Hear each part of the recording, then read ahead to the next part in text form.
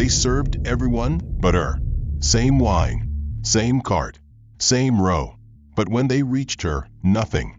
Just a pause, a glance, and a phrase no one else heard. "This isn't for guests like you." She didn't argue. She didn't flinch. She just sat still and started watching how the man behind her was upgraded for free, how her boarding group disappeared from the screen, how her credit card suddenly stopped working despite a $20,000 balance.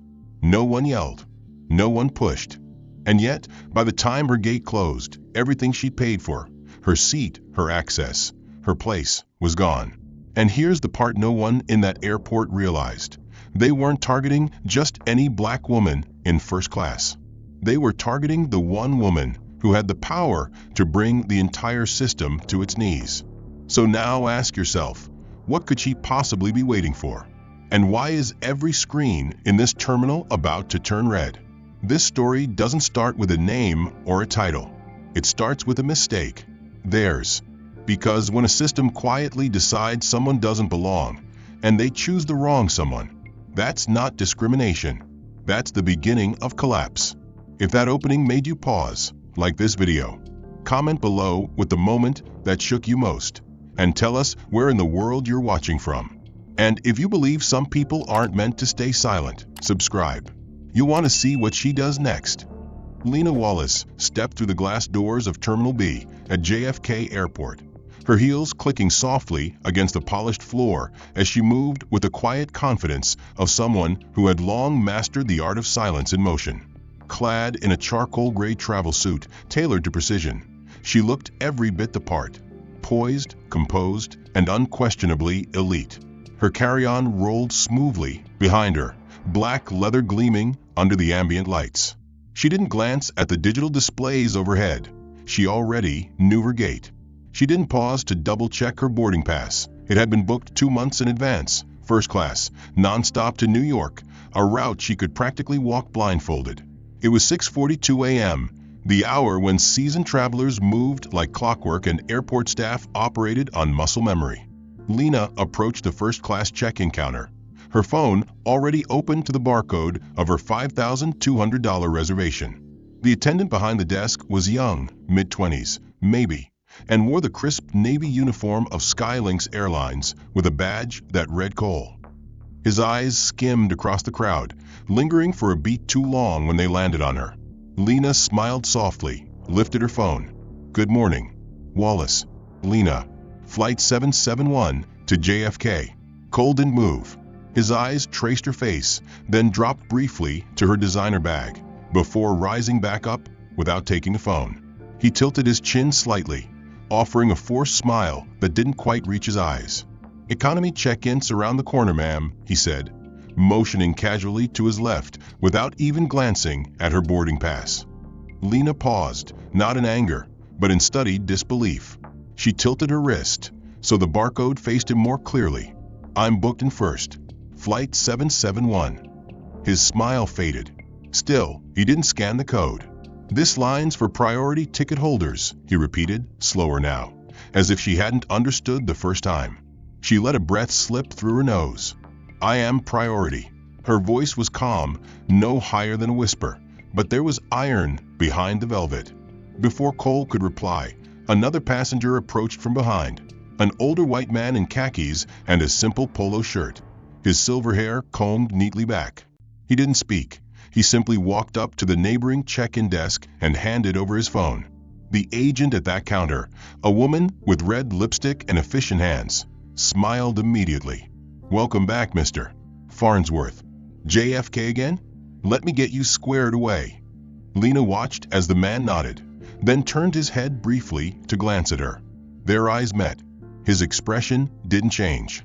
Her stomach didn't tighten. She was used to this. But her jaw set just slightly. Cole shifted, as if realizing too late that his hesitation had become noticeable. He reached for her phone at last, scanning the code. The screen blinked green. "Wallace, Lena. 1A, he read aloud. Then silence. No apology. No greeting. No offer of assistance with her bag. Just the mechanical print of her boarding pass and the sliding of it across the counter. Lena accepted it without a word. But the exchange had not gone unnoticed. A young woman behind her frowned subtly. The man with the silver hair continued with his check-in. She turned away, adjusting the strap of her shoulder bag. Her gaze remained forward, her posture unbroken. But something had already shifted. An invisible thread had been pulled. As she walked toward the security gates, the whispers began. Not from mouths, but from screens and eyes and silences. The kind that said, without saying, she doesn't belong here. But they were wrong. She belonged here more than most. And this was only the beginning. Lena approached the security area with her usual precision, her steps measured and intentional, as if the heels of her shoes were the metronome of a life built on discipline and control. She had checked her fast-track confirmation twice that morning, an additional $200 upgrade added to ensure she bypassed the general line and passed through the dedicated express lane reserved for business elites and diplomatic travelers. It wasn't just about comfort, it was about efficiency. Her schedule didn't allow for bottlenecks, especially not the kind that occurred in underfunded TSA corridors during early morning rush. The sign above the lane was clear: priority screening, fast track, and executive only. But as Lena presented her boarding pass to the agent stationed at the velvet rope, she felt a familiar pause that had no technical basis, only human bias. The young officer, badge gleaming and jaw sharp, scanned her barcode, watched the screen blink green, then frowned as if confused by what he saw. "It says you're not cleared for fast track," he stated flatly, glancing between the screen and her. Lena didn't blink. "I paid for it," she answered, her voice steady, professional. "It's listed under confirmation 77824 Wallace." He squinted again, then turned the scanner toward his supervisor, who stood a few feet away, arms folded, uninterested. "System says no match," the younger agent repeated. "Might be a sync issue." Lena maintained eye contact, her voice lowering. "Are you saying your system can't confirm a paid priority clearance?" He shrugged. "Sometimes data takes time to update. You'll have to join the general line." No apology, no offer to manually verify, just a dismissal, dressed in protocol.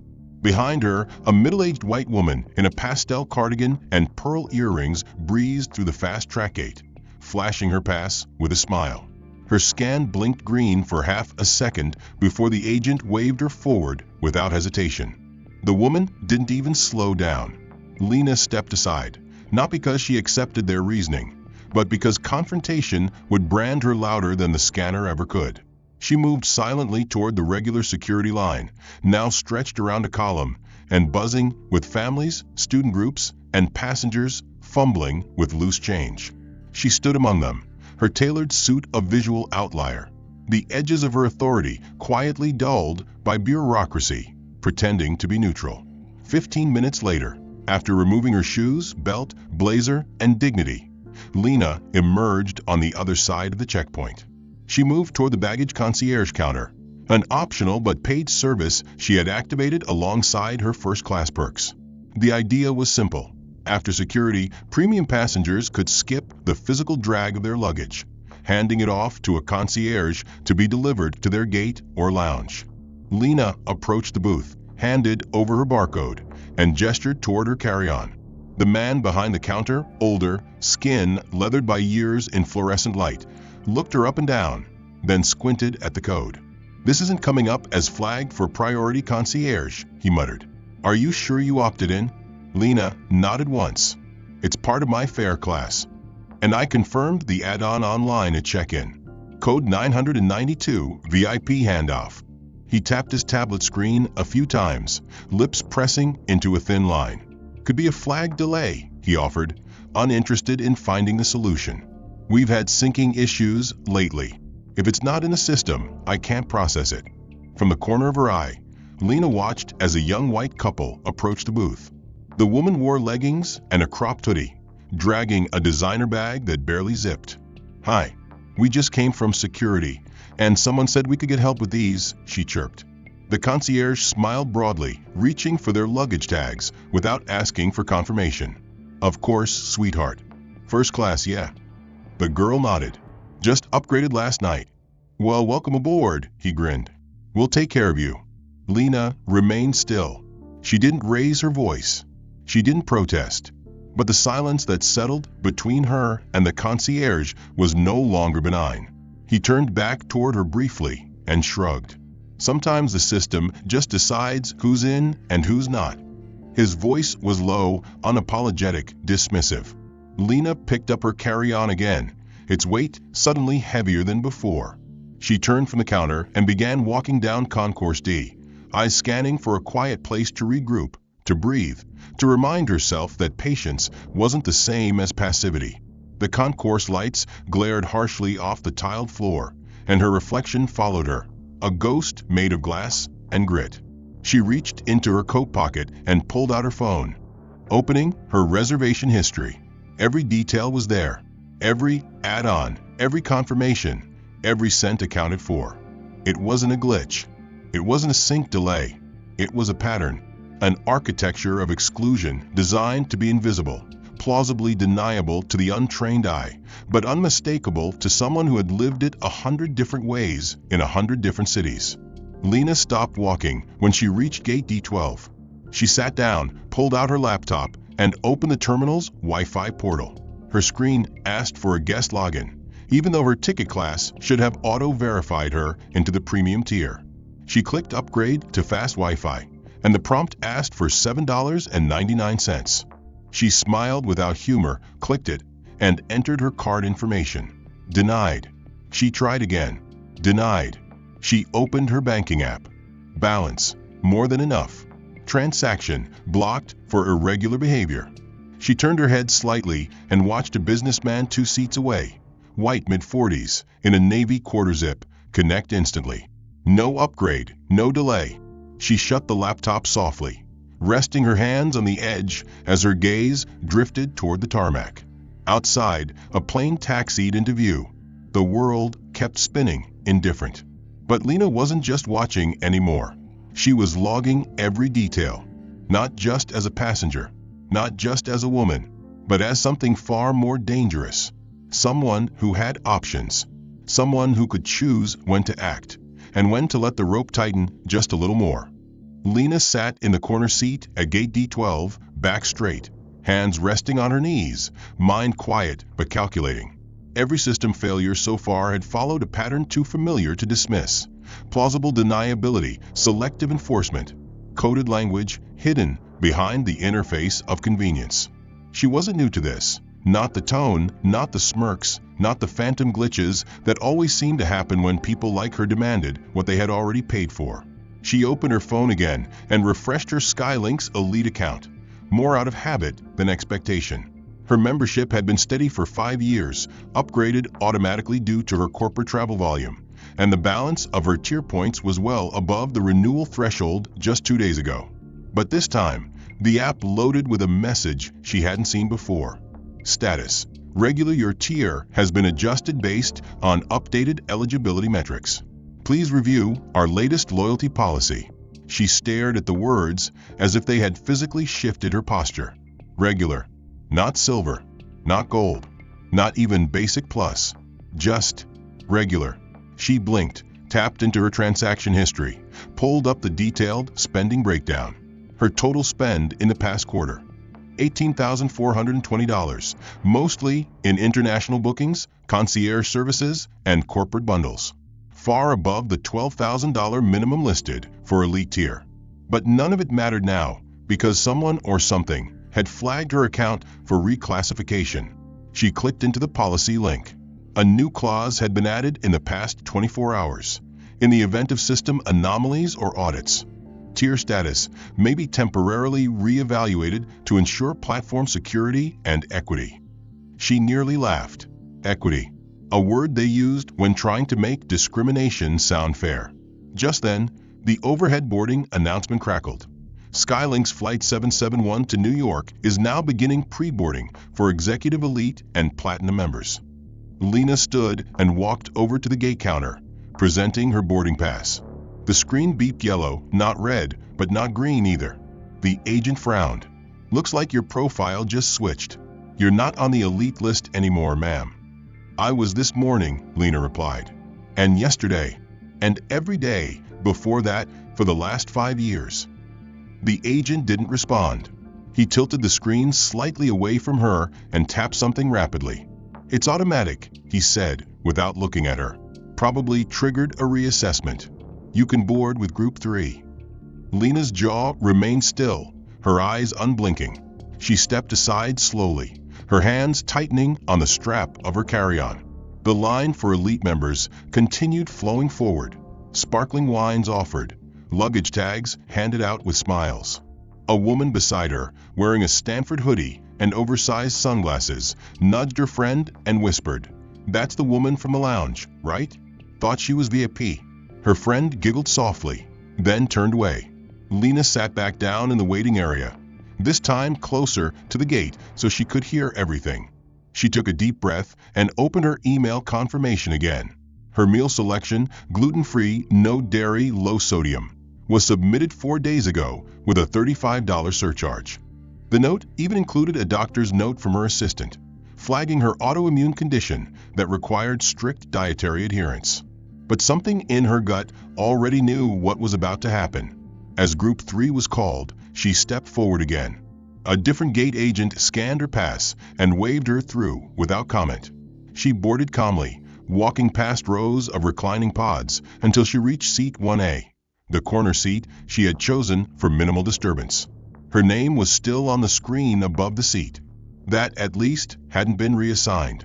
She placed her bag in the storage cubby, settled in, and adjusted her seat. A few minutes later, the in-flight attendant arrived with a notepad. "Good morning, MS. Wallace. Welcome aboard." Her tone was polite, but strained. "Just confirming your meal selection. Did you happen to submit a dietary request?" Lena looked up slowly. "Yes," she replied. "Gluten-free, dairy-free, no sodium. Submitted 4 days ago, confirmed with payment." The attendant scanned her tablet. I don't see anything here. Just says standard entree poultry option." "Did you perhaps forget to finalize the submission step?" Lena reached for her phone and pulled up the receipt. The timestamp, transaction ID, and confirmation code were all there. She turned the screen toward the attendant. "No, I finalized it, paid for it, received a confirmation email and reminder yesterday." The attendant studied the screen for a moment, then nodded hesitantly. "Okay, I'll check with catering. Maybe there's a backup tray somewhere." But they both knew there wouldn't be. 20 minutes after takeoff, Lena was offered chicken with cream sauce and wheat rolls. She declined. The attendant didn't offer an alternative. No fruit plate, no plain rice, just a faint apology and a refill of still water. She took it, sipping slowly, her stomach tight with something heavier than hunger. It wasn't about the food. It was about the erosion, a slow stripping away of entitlement, of legitimacy, of presence. Not all at once. No, that would be too obvious. This was careful, elegant sabotage.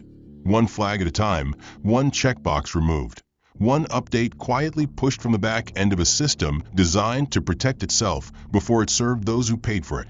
Lena powered down her phone, closed her eyes, and leaned back, but sleep didn't come. Her mind cycled through access logs, payment receipts, system redundancies.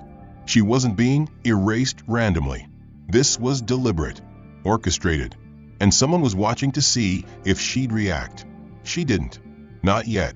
But she started writing, not with pen or paper, but in her head, cataloging names, timestamps, inconsistencies.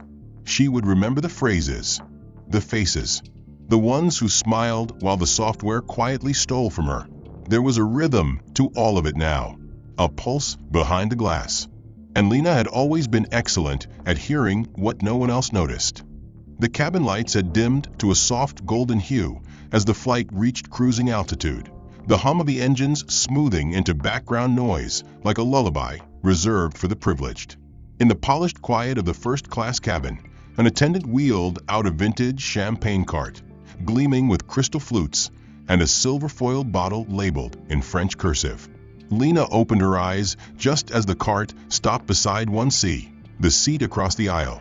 The attendant leaned forward, smiling, and asked the man there if he preferred the 2008 or 2013 vintage. The man chuckled and pointed, murmuring something about trusting the house favorite. The bottle popped with a subtle hiss, the fizz rising like celebration. Lena watched, calm but alert. She waited as the cart moved to 1B, then 1D, serving each passenger with the same gentle elegance. The attendant never even glanced her way. Lena waited. 10 seconds. 20.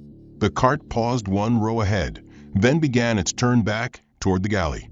She raised a hand slightly, signaling, not urgently, but deliberately. The attendant noticed and returned, her expression courteous but guarded. "Yes, MS. Wallace." Lena's voice was low even. "I'd like a glass of the brute you're serving." The attendant blinked, hesitated, then replied, "Oh, I'm sorry, but this particular selection is reserved for our repeat signature members." Lena tilted her head. "I'm in first class."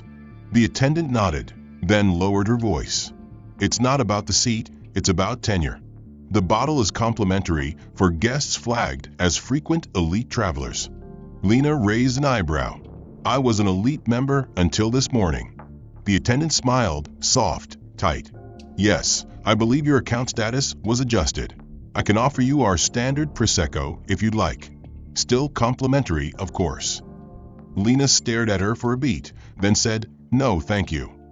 The cart rolled on. The bubbles didn't taste the same when you weren't allowed to toast. After an hour of silence, Lena stood and walked calmly to the galley partition. She requested a printed version of her boarding pass, standard procedure for many passengers needing gate verification or documentation for reimbursement. The younger flight attendant staffing the area glanced up from the manifest screen and gave a practiced nod. "I can do that, ma'am. Just need to confirm your fare type." She tapped the tablet, pulled up Lena's file, then frowned slightly. It looks like your ticket was flagged under a restricted promotional code. This fare type doesn't include complimentary reprints." Lena's jaw shifted slightly. "I didn't book under a promotion.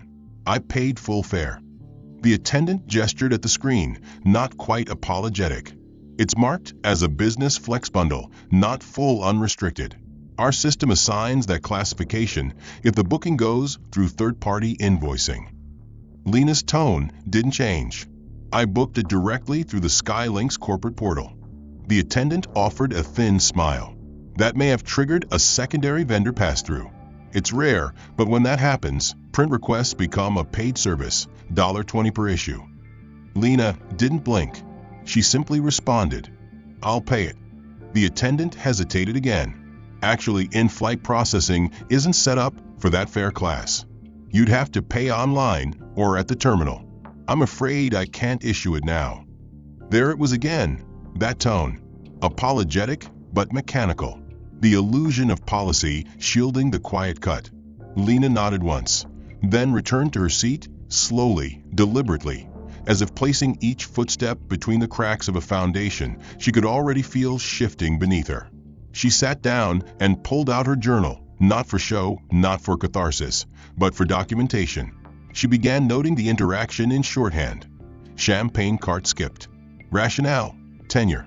Fare class restriction, applied inconsistently.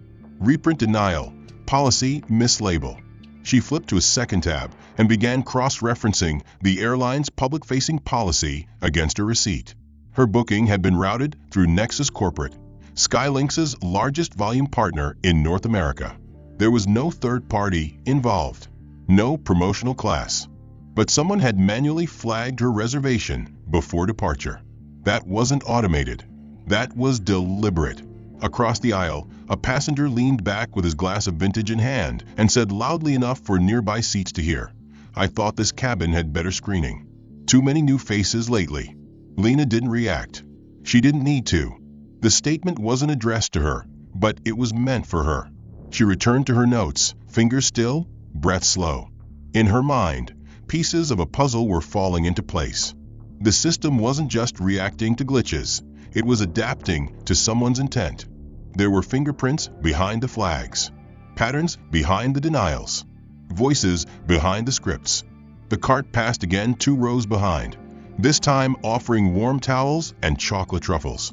It didn't stop at her seat.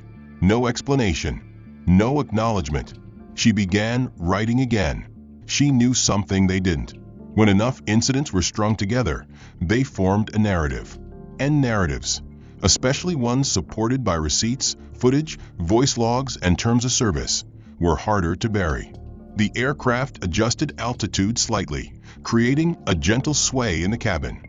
Lena looked out the window, her reflection staring back faintly. Not tired, not defeated, just aware. Her phone vibrated once on the tray table. A message from her assistant appeared. Zurich contact reconfirmed. All documentation secured. Let me know if trigger is needed. Lena locked the screen without replying. Not yet. She wasn't done listening. The plane touched down at JFK with a soft, precise tremor as the wheels kissed the runway. But the dissonance inside Lena had already been building for hours. She had spent the entire flight unserved, unspoken to, and unnaturally still. Her presence turned invisible through curated negligence. She stepped off the jet bridge, her heels meeting the terminal's cold industrial tile, and followed the signs toward baggage claim priority, a service automatically included in her tier, a tier she supposedly no longer had. Still, protocol dictated that first-class luggage was among the first offloaded, tagged with white gloss priority ribbons, wheeled out before the masses. Lena waited patiently near the chrome conveyor, watching bags tumble forward like forgotten promises. Her carry-on, the black leather roller she had personally tagged and scanned before boarding, arrived with a bright orange sticker affixed crookedly across the handle. Economy, unpaid, overweight. She froze, not visibly, but internally, a precision pause in her breath. The sticker was official, the words printed in bold, and beside it, a handwritten number circled in red, $65. She lifted the handle slowly and turned toward the concierge kiosk nearby. A bored-looking attendant stood leaning on one elbow, scrolling through a tablet. Lena raised the bag and placed it on the counter with soft force. "This was tagged incorrectly," she said. "I paid full fare. First class.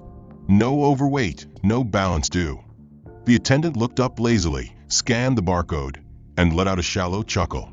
"Looks like it flagged you for excess baggage in the system," he said. "But this isn't even over the weight limit," Lena replied calmly. "And I checked in through the first-class desk." The man shrugged. "Sometimes the tags cross over. It's just a mistake, no big deal. The scanner probably glitched when you checked it."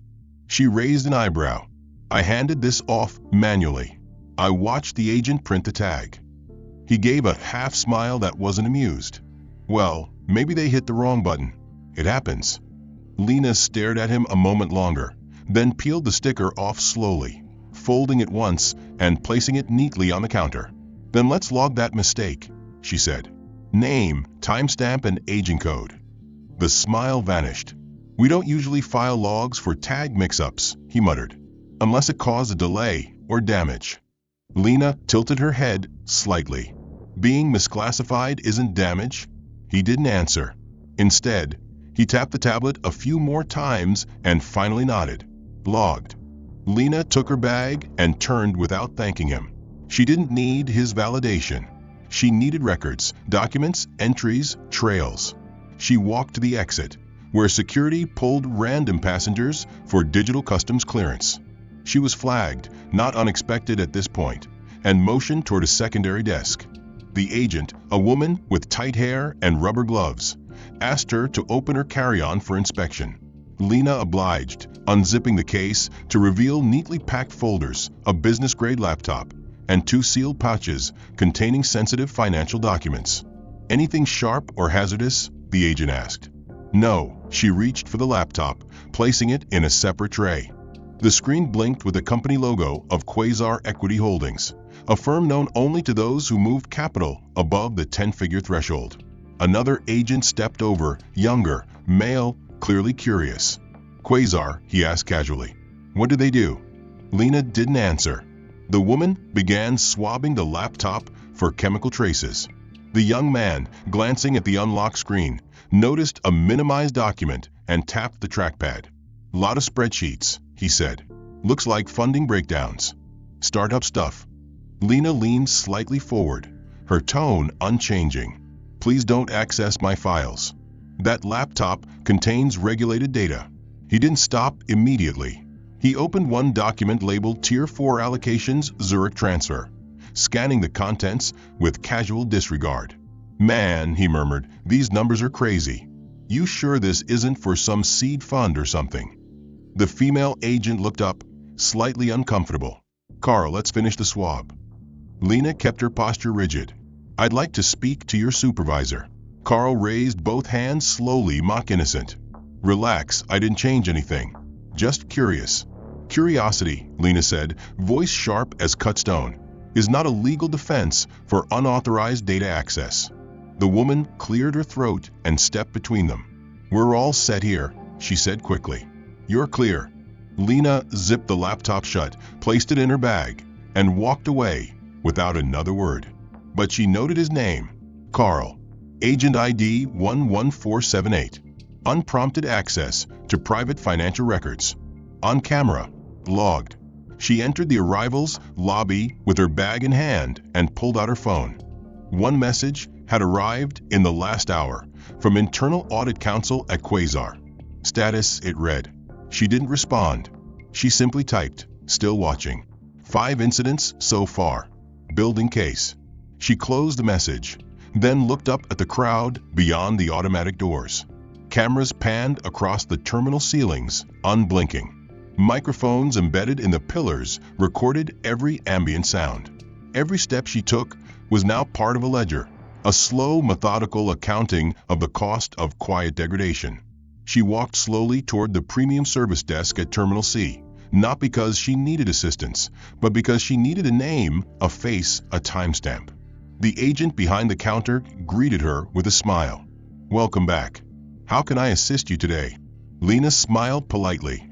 I need to review my check-in documentation. There was an incident with my luggage classification. I'd like to request a record of who handled my bag at 6:38 a.m. at Terminal B. The agent blinked, surprised by the specificity. That may require supervisor clearance. Lena replied, then get the supervisor. The agent hesitated, then picked up the phone. Lena watched the red hold light blink. Once, twice, 3 times. She could already feel what was coming. The supervisor finally arrived at the premium desk, flanked by a junior assistant holding a wireless scanner. Lena didn't flinch as he approached. She had been expecting the next escalation long before he appeared. His nameplate read M. Lawson Guest Operations. He wore the kind of confident disinterest that only came from a long tenure in customer-facing roles where tone mattered more than truth. He didn't sit. He didn't ask questions. Instead, he simply said, "We understand there was a baggage discrepancy." Lena nodded once. "I'd like the timestamp and agent ID for my check-in." It resulted in a misclassification. Lawson tapped his tablet, pulled up her profile, and paused. His eyes flicked briefly across the screen, then narrowed almost imperceptibly. "It seems your profile was recently flagged for behavioral monitoring," he said, in a tone designed to sound like concern but loaded with subtext. "That's likely why your account access is being throttled across services." Lena's voice remained measured. "Flagged by whom?" Lawson's smile didn't reach his eyes. "The system does it automatically. AI-driven, based on behavioral anomalies." She tilted her head. "What behavior?" He shrugged. "Multiple service conflicts, device encryption inconsistencies, cross-terminal movement. All small things, but together they can suggest what?" She cut in, voice still calm. "That I'm not behaving like your ideal customer profile." Lawson didn't answer. He turned to the assistant and murmured, "Defer all escalation pathways on this account for now. Log any further requests as pending." The assistant nodded, tapping something on the screen. From that moment forward, Lena's digital footprint within the terminal changed. She was no longer a traveler, she was a case. A silent notation across multiple databases flagged her as high friction. Her loyalty record became grayed out. Her privileges began falling away, not with alarms, but with quiet denials dressed as temporary system constraints. She moved away from the desk and into the concourse again, passing retail spaces and vendor stands, her hunger rising after a flight without food. She approached a cafe branded as Priority Select, one of the high-end vendors reserved for executive and elite members. She picked up a fresh salad bowl, a bottle of pH-balanced water, and a dark chocolate bar, small comforts, $34 total. She tapped her Amex Centurion card at the register. Declined. The cashier blinked, slightly startled, then gestured for her to try again. She tapped a second time. Declined. Lena pulled out her phone and opened her banking app. Her account showed available funds in the high five-figure range. No holds. No alerts. She handed over her Visa backup. Declined again. The cashier leaned forward, now whispering. It's saying the transaction is blocked by the fraud engine. Lena narrowed her eyes. This card has never been blocked. It's linked to a corporate account with pre-approved terminals. Your cafe is one of them. The cashier looked helpless. I'm sorry. Maybe it's the terminal, or your bank flagging unusual activity. Lena stepped aside, logged into her encrypted dashboard, and pinged the back-end flag log. A line of text appeared, buried inside the merchant routing details. Transaction declined due to deviation from typical consumer pattern. She tapped into the AI profile report and read silently. Customer pattern mismatch, first-class ticket holder, recent reclassification, mid-tier food purchase inconsistent with behavior cluster. So now she couldn't even buy lunch because the algorithm decided that a woman downgraded to regular shouldn't also try to access premium food. The system had turned her into an anomaly, and anomalies weren't served. She left the cafe without confrontation. She had already seen what happened when you raised your voice, how quickly inquiry became disturbance, how fast security codes shifted from assist to contain. She walked the perimeter of the terminal instead, stopping near a charging station by gate 37. She needed to connect her phone and prepare backup verification for her assistant, but every port on the panel was occupied. One traveler unplugged briefly, and Lena moved to slot her cable in, but before she could, a staff member in a black vest appeared and placed a laminated sign across the station. Out of service, restricted access. Lena looked at him without speaking. He didn't make eye contact, just walked away. She stepped back and connected through her power bank instead, sitting quietly as the terminal buzzed around her. She began to trace back each digital move since 6 a.m. Gate access denied, service delay, tier downgrade, transactional failure, and now, behavioral flag. Each event, when isolated, was defensible. Together, they were damning. Together, they formed a net. Her phone buzzed again, an alert from her cybersecurity consultant. Ma'am, your customer behavior profile has been altered in the merchant risk registry. AI score dropped below trusted threshold. She typed back, how? Response, they linked your ID to 3 flagged interactions from earlier, incorrectly interpreted as disputes. Triggered automatic reclassification. You're now tagged as high verification customer. Escalation blocked by internal compliance. Lena stared at the message. High verification meant no fast lanes, no auto service.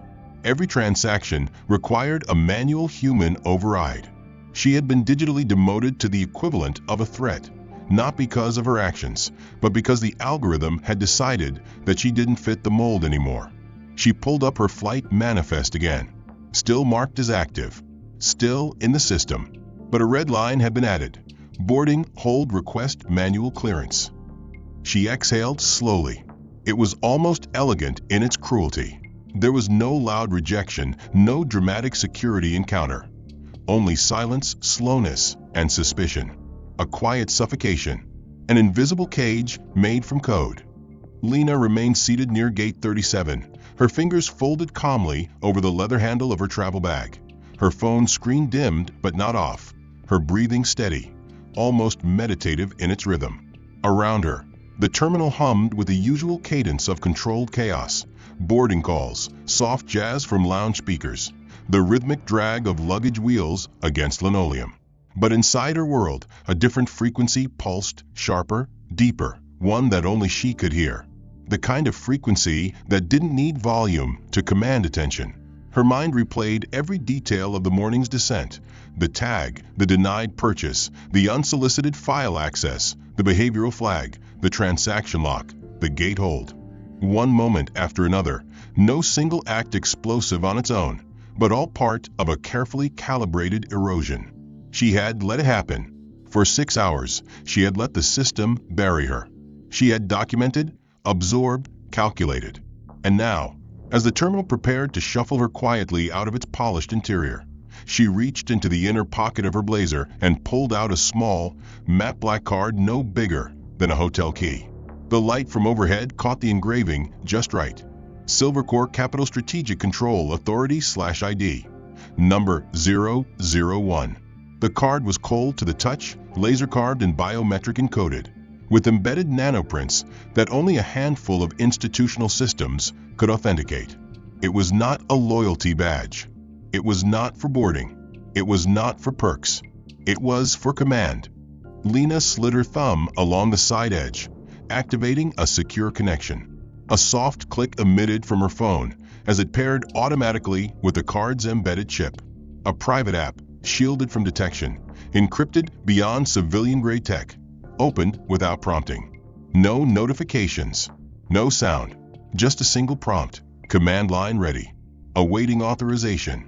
Lena typed one line, each keystroke quiet but deliberate. Initiate Phase 2. Pull all assets linked to Sentry Airport Holdings. The app flashed once, then responded: verification required. She held the card to the screen. Biometric scan passed. Another message appeared, this time in red: confirmation. 61% of total controlling shares verified. Proceeding with Phase 2. Liquidity freeze initialized. Withdrawal in progress. Somewhere across the city, in a sealed data center buried beneath Midtown, automated systems began rerouting funds, halting bond renewals, freezing liquid capital linked to Sentry Airport Holdings and its subsidiaries. Other nodes activated simultaneously: Zurich, Singapore, and Toronto, where backup holdings and shell assets were tagged and locked. A notification was sent to the board secretary of Silvercore's compliance division. Emergency override initiated by Principal Control ID number 001. Proceeding under silent clause. Inside the terminal, no lights flickered. No alarms rang. But the back-end systems managing airline cash flow, contractor payments, vendor credits, and risk insurance contracts began slowing. Some blinked out entirely. The gate agent at D40 clicked on her monitor and frowned. Systems lagging, she muttered. Her colleague nodded. Same here. Feels like 2015 back-end latency. Lena stood and walked toward the lounge corridor. This time, she didn't ask for access. She walked straight through the biometric scanner. The sensor lit up green, forced override from a higher-tier command. Inside, executives seated in glass offices didn't notice her. Not yet. She passed through quietly, stepping into the business services alcove and lowering herself into a leather chair near a frosted divider. Her phone buzzed softly. A confirmation message appeared on the app. Phase 2 complete. 78.4% of holdings retracted. Total market impact: $312.6 million USD. Secondary freeze activated. Awaiting Phase 3 authorization. She didn't tap it. Not yet. Instead, she opened her secure email interface and began composing a message to Westbridge Legal Group, subject line: documentation, request pattern confirmation, domestic terminal exclusion cases. Her fingers moved with precision. She attached every incident log: the fake overweight tag, the denied Prosecco, the behavioral watch code, the breach into her confidential financials. She added internal screenshots, merchant routing errors, and metadata from her denial events. Then she pulled a zipped file from her private cloud, a folder titled exclusion_logic_5YR, that AI containing machine learning bias outputs and audit trail crosslinks that Silvercore's AI forensics team had compiled for this exact purpose over the last year. She didn't need to say much. The data spoke fluently. At the same time, in a subfloor conference room near Gate A10, a group of regional finance managers sat stunned as a red banner blinked across their dashboard. Credit line compromised, urgent board review required. One of them grabbed his phone and called internal risk. Another began printing freeze documents. Nobody could trace the trigger. No one knew why every line tied to Silvercore suddenly froze mid-cycle. Lena watched the departures board above the lounge bar refresh twice, then lag, then stall. A message crawled across the bottom.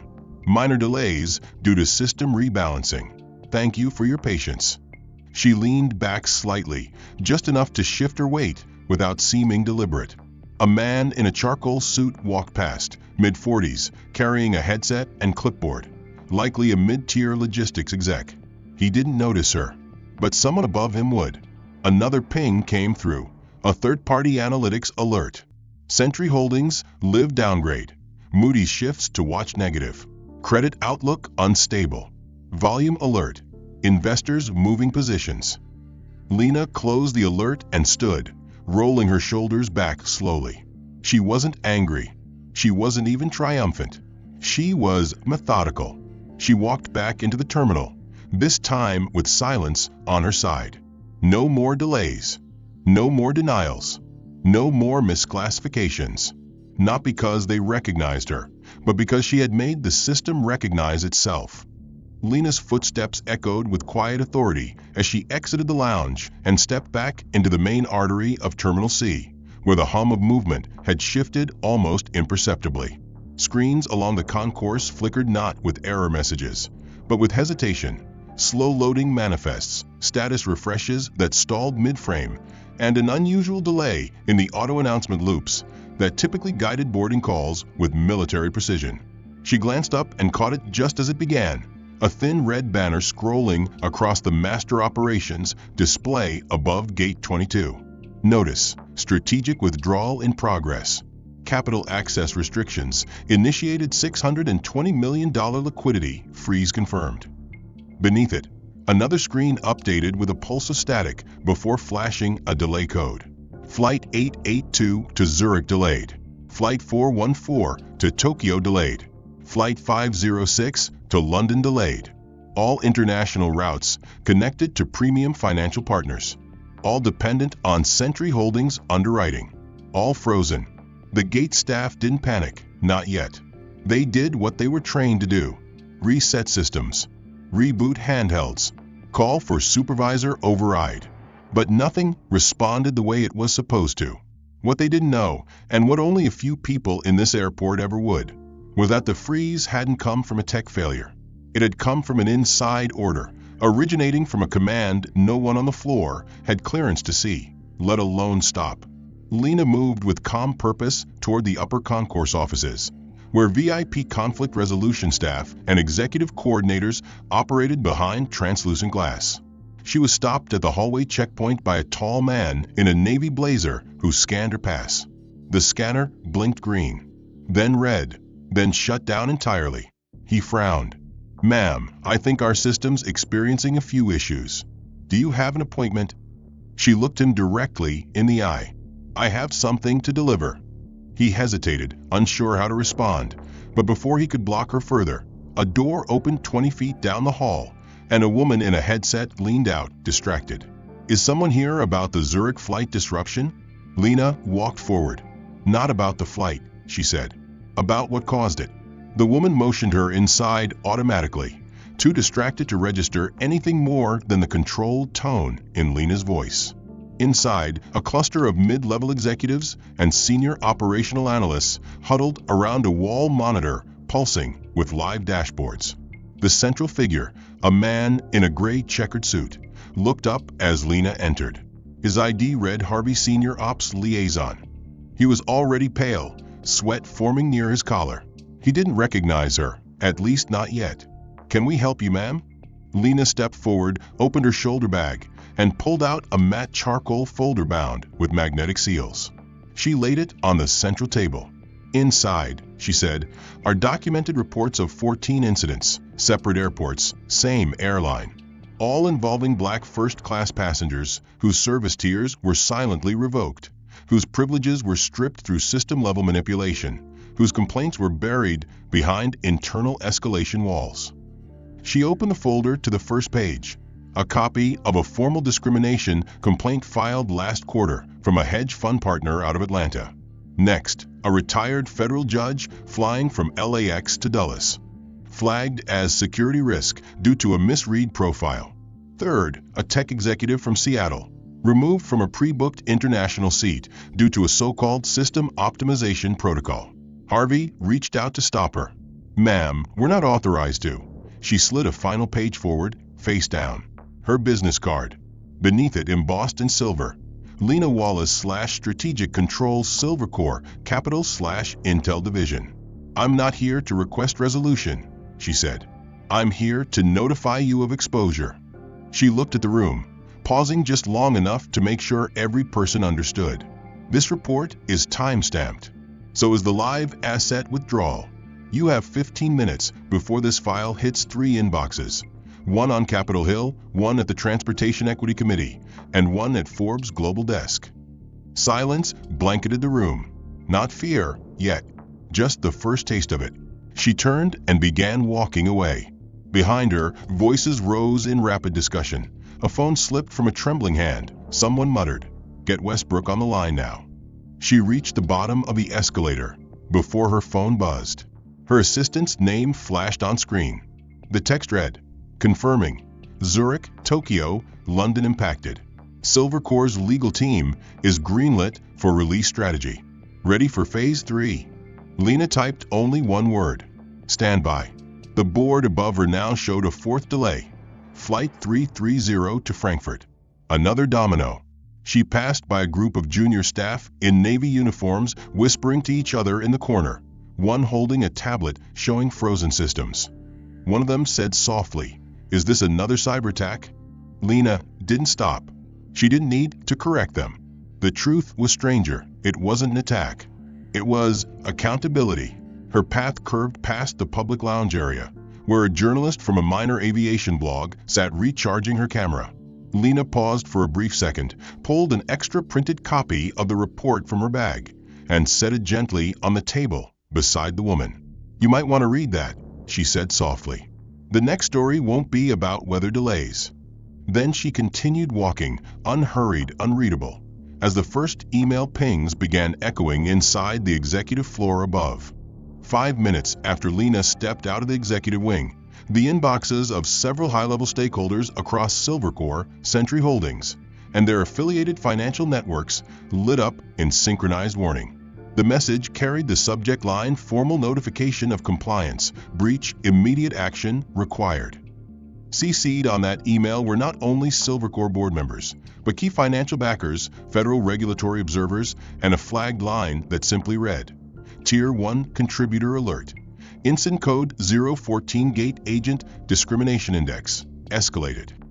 Beneath that, listed with timestamps and corresponding incident numbers, were employee IDs, case logs, surveillance tags, and behavioral tracking inconsistencies, all linked to the treatment of Lena Wallace and passengers like her across multiple terminals. At the bottom of that list sat the name of one man in bold, Lawson M., Terminal C Supervisor.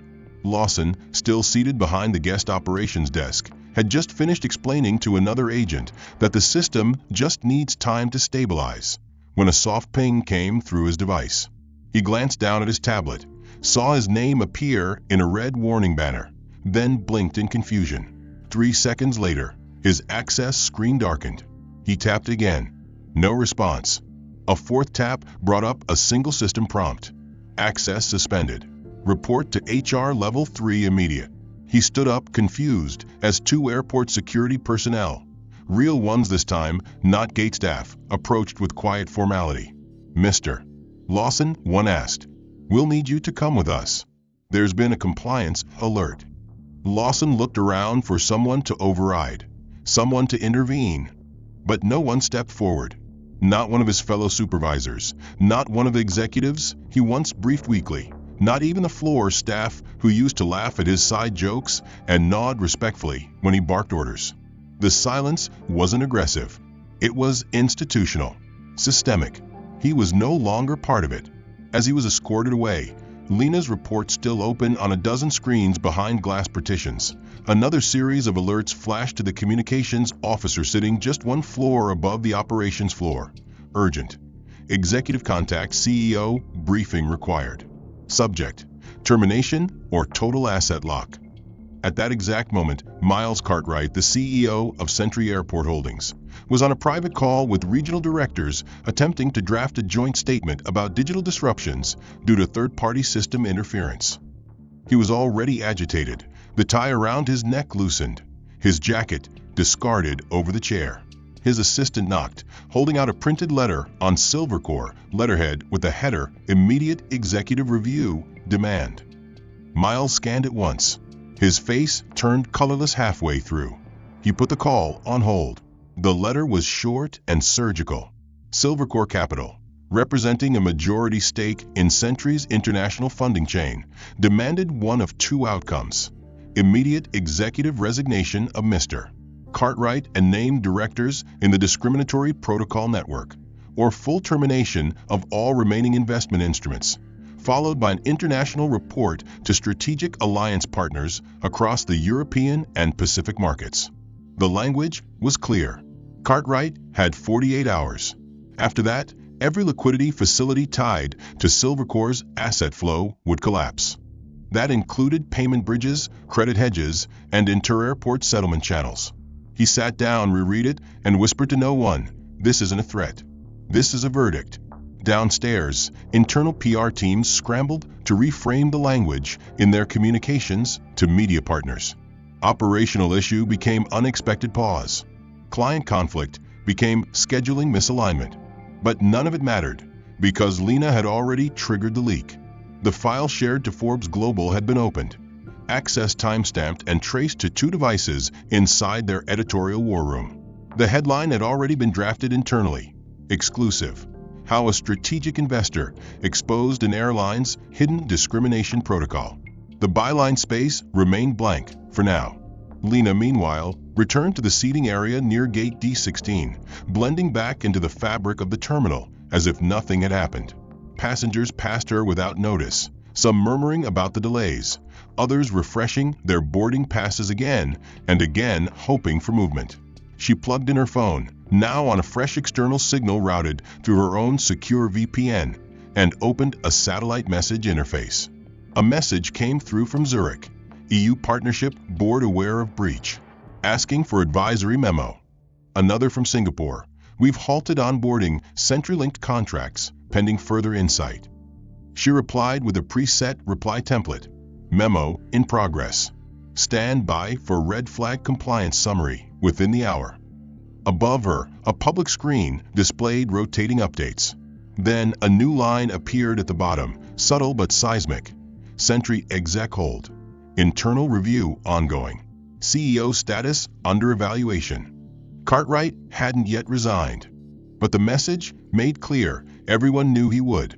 The only question was whether it would happen before the financial bleed became uncontainable. Inside one of the upper floor glass boardrooms, a silent vote was already underway among senior directors, initiated not from panic, but from pattern recognition. When a figure like Lena Wallace appeared with credentials that high and documentation that clean, you didn't fight the signal. You obeyed the market. And the market had already decided. Less than 12 hours after Lena Wallace first stepped into Terminal C, the entire airport pulsed with a different rhythm. Not louder, not faster, but charged with a quiet recalibration that seemed to echo in every digital pulse and human glance. The overhead screens that had once looped promotional videos and flight times now displayed a different message, static at first, then a black screen with white sans serif text scrolling evenly across. We apologize for recent service experiences that did not meet the values we claim to uphold. We are actively working to rebuild trust. Our commitment going forward, to be a space where every traveler is treated with the dignity they deserve, without exception. The message rotated in 3 languages, then returned again in bold white letters. It wasn't flashy. It wasn't corporate polished. It was quiet, humbling, and visible across every screen in the terminal. No logo, no spokesperson, just accountability in digital ink. In the command center above Concourse D, Miles Cartwright sat with a resignation letter open on a secure terminal. He hadn't yet signed it, but the cursor blinked like a countdown, and the silence in the room said enough. 3 board members were present via remote link. One spoke softly, as if acknowledging a death. "Miles, you know what happens if we push this past 48 hours. Silvercore's not bluffing." He didn't argue. He just nodded once and clicked submit. Across the network, an automatic flag updated the system. Executive status vacated. At the same time, Lena received a ping on her encrypted line from Zurich. Resignation confirmed. Fund integrity restored. Full re-entry at your discretion. She did not reply. She didn't need to. The system would move now on its own inertia. Back in the concourse, Lena walked slowly past the service counters.